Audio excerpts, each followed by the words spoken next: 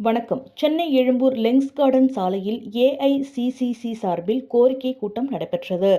இயேசுவின் சீடர் தோமா அவர்களுக்கு தமிழக அரசு சென்னையில் மணிமண்டபம் கட்டித்தர வலியுறுத்தி இந்த கோரிக்கை கூட்டம் நடைபெற்றது. முன்னதாக இந்நிகழ்விற்கு ஏஐசிசிசியின் தலைவர் பிஷப் டாக்டர் மோகன்தாஸ் அவர்கள் தலைமை வகித்தார்.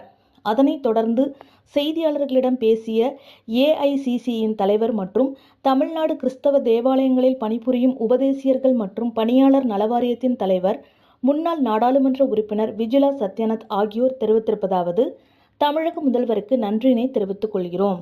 ஏனெனில் கிறிஸ்தவ மக்களுக்கு அனைத்து தாலுகாவிலும் கல்லறை தோட்டம் அமைத்து தர வேண்டி ஏஐசிசிசி சார்பில் கோரிக்கை வைத்தோம்.